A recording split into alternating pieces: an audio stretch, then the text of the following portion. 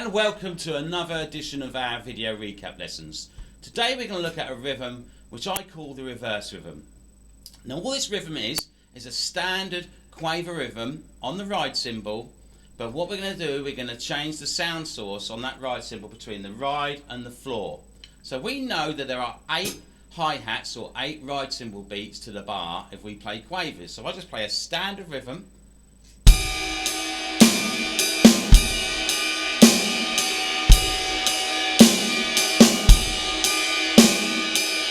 See, I'm also adding in a dotted snare drum that will come into focus in a second. So now, if I now play the first cymbal, and then the next one will be on the floor, next one back to the ride, floor, ride, floor. So all I'm doing is playing the same rhythm, but dividing it across the different sound sources.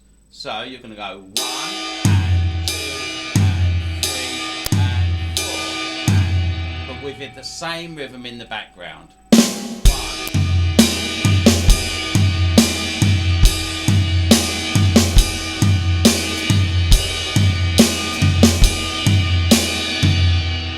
Now I can also do the same but start on the floor. No difference, but just starting on the floor, on the first, and on the hands are going to be the ride cymbal.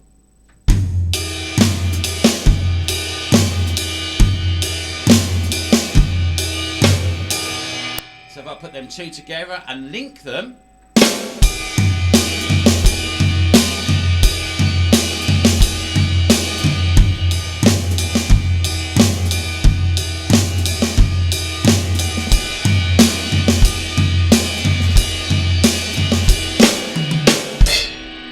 see how something which is just a standard rhythm become a lot bigger in sound and volume. When we flip over to the floor tom starting, that's a great time to use it in a chorus. So let's listen to it with a piece of music and see how it comes across. You'll also notice that I'm going to start to use the left hand up onto the floor tom as well, and hands onto the tom tom. Okay, it will move across. Here we go.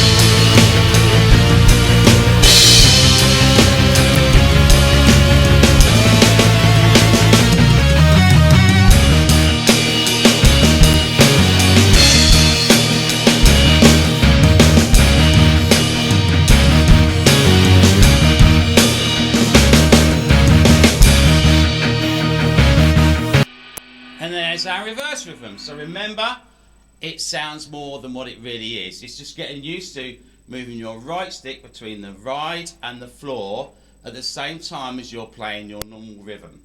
Take it slow, build on it, and then try it with a nice slow track with a click in it or without a click in it. It helps.